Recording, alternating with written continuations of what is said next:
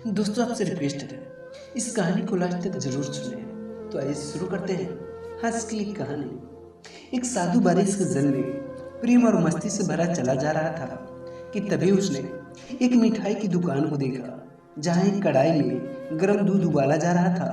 तो मौसम के हिसाब से दूसरी कढ़ाई में गर्मा गर्म जलेबियाँ तैयार हो रही थी। साधु कुछ क्षणों के लिए वहां रुक गया। शायद भूख का एहसास हो रहा था या मौसम का असर था। साधु हलवाई की भट्टी को बड़े गौर से देखने लगा। साधु कुछ खाना चाहता था, लेकिन साधु की जेब ही नहीं थी, तो पैसे भला कहाँ से होते। साधु कुछ पल भट्टी में हाथ सेकने के बाद वहां से जाना ही चाहता था कि तभी नेक दिल हलवाई से रहा नहीं गया और एक प्याला गर्म दूध और कुछ जलेबियां साधु को दे दी। साधु ने गर्म जलेबियां गर्म दूध के साथ खाई और फिर हाथों को ऊपर की ओर उठाकर हलवाई के लिए भगवान से प्रार्थना की और फिर साधु वहां से आगे चल दिया।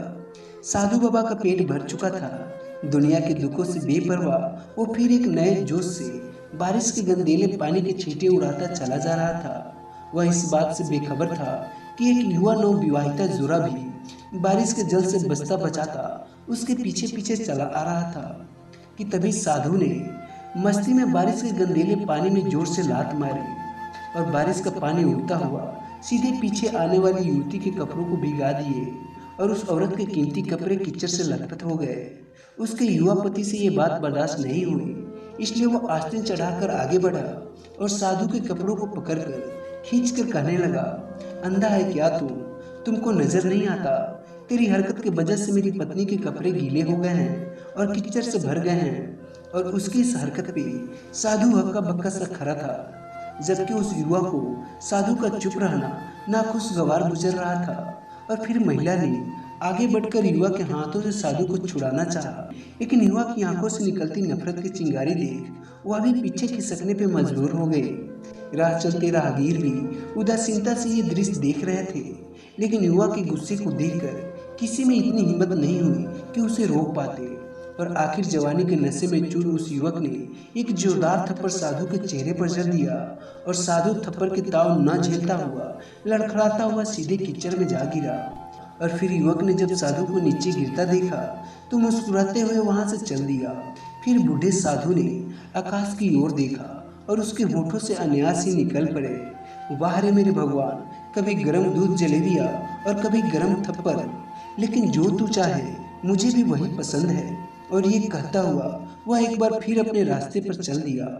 दूसरी ओर वह युवा जोरा अपने मस्ती को समर्पित अपनी मंजिल की ओर अग्रसर हो गया और थोड़ी ही दूर चलने के बाद वे एक मकान के सामने पहुंचकर रुका।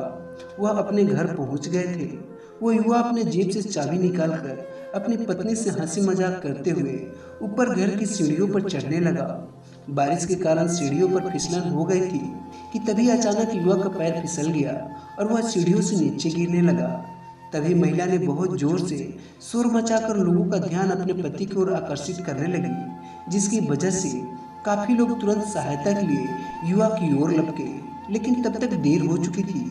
युवा का सिर फट गया था और कुछ ही देर में ज्यादा खून बह जाने के कारण उस नौजवान युवक की मौत हो चुकी थी। कुछ लोगों ने दूर से आते साधु बाबा को देखा तो आपस में कानाफूसी होने लगी कि निश्चित रूप से इस साधु बाबा ने थप्पड़ खाकर युवा को श्राप दिया है, अन्यथा ऐसे नौजवान युवक का केवल सीढ़ियों से गिरकर मर जाना बड़े अचंभे की बात लगती है।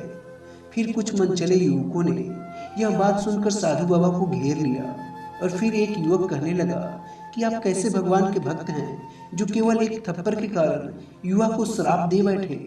भगवान के भक्त में रोष व गुस्सा हरगिज नहीं होता। आप तो जरा से असुविधा होने पर धैर्य नहीं रख सके। फिर साधु बाबा कहने लगा, भगवान की कसम, मैंने इस युवक को श्राप नहीं दिया। फिर उस युवक ने बोला, अगर आपने श्राप नहीं दिया तो ऐसा नौजवान युवा सीढ़ी से गिरकर कैसे मर गया? तब साधु बाबा ने दर्शकों से एक अनोखा सवाल किया कि आप में से कोई भी इस घटना का चश्मदीद गवाह मौजूद है? फिर एक युवा ने आगे बढ़कर कहा, हाँ, मैं इस सब घटना का चश्मदीद गवाह हूँ। फिर साधु ने अगला सवाल किया, मेरे कदमों से जो कीचड़ उछले थे, क्या उसने युवा के कपड़ों को दागी किया था? फिर वो युवा बोला, नहीं, लेकिन महिला के कपड़े जरूर खराब हुए थे। साधु ने युवक की बाहों को थामते हुए पूछा, फिर उस युवक ने मुझे क्यों मारा? फिर वह व्यक्ति बोला, क्योंकि वह युवा इस महिला का प्रेमी था और ये बर्दाश्त नहीं कर सका कि कोई उसके प्रेमी के कपड़ों को गंदा करे, इसलिए उस युवक ने आपको थप्पड़ मारा था। युवा की बात सुनकर साधु बाबा ने एक जोरदार ठहाका बुलंद किया और यह कहता हुआ वहां से विदा हो गया। तो भगवान की कसम, मैंने शराब कभी किसी को नहीं दिया, लेकिन कोई है जो मुझसे प्रेम रखता है। अगर उसका यार सहन नहीं कर सका तो मेरे यार को कैसे बर्दाश्त होता कि कोई मुझे मारे। और वो मेरा यार इतना शक्तिशाली है कि दुनिया के बड़े से बड़ा राजा भी उसकी लाठी से डरता है। तो दोस्तों, इस कहानी से यही सीख मिलती है कि ये सच है कि परमात्मा की लाठी दिखाई नहीं देती और आवाज़ भी नहीं करती, लेकिन पड़ती है तो बहुत दर्द देती है। हमारे कर्म ही हमें उसकी लाठी से बचाते हैं, बस कर्म अच्छे होने चाहिए।